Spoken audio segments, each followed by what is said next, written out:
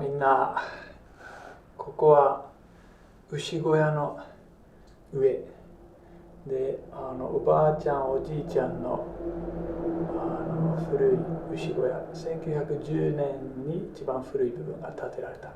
この建物の中でちょっと牛小屋トークをしてみようかなって思って、農家に関する、御言葉とか聖書からちょっと見てなんか学べるか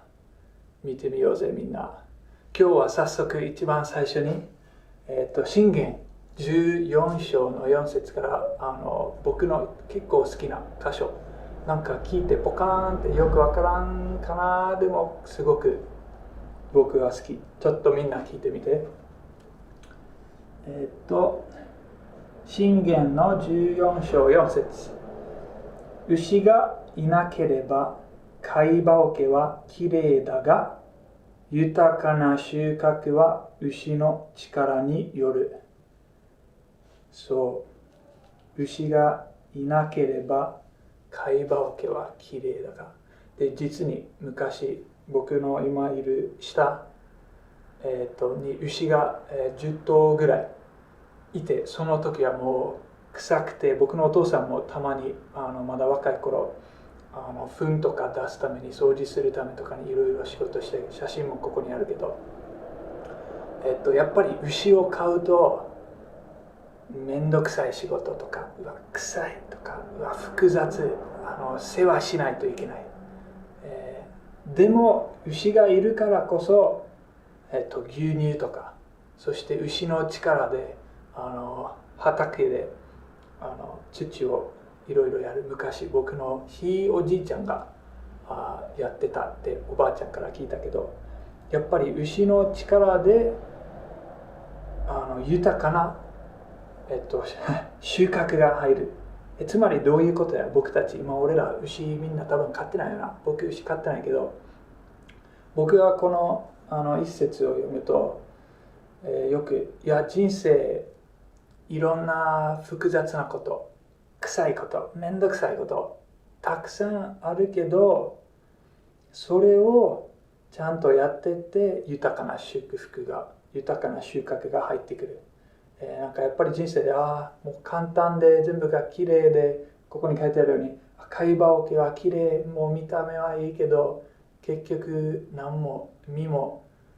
収穫も入ってこない。何も豊かな牛乳も入ってこない。つまりどういうことや。僕たちの人生でもみんな何やろ、社会人でも学生であっても、どの人生のどこにいてもやりたくないけどやらなあかんことっていうのあるよな。なんかこれめんどくさいな、これちょっと複雑やなとか。でもそれに集中するんじゃなくて、やっぱりそれをやった後に出てくる収穫、それをやった後に出てくるゴール、祝福を目指して、僕たちも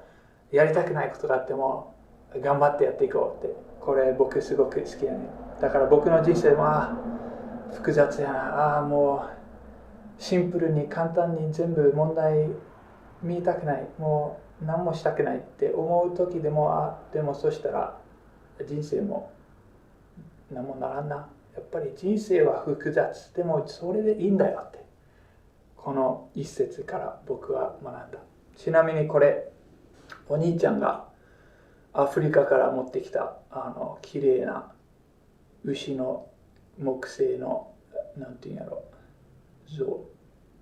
拝むわけにはいかんけど、よくこれを見てまたそうやな、人生複雑でも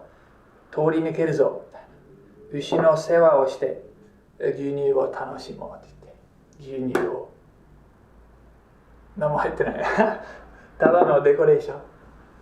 じゃあみんな今週も勇気持って複雑な人生生きていこうぜ。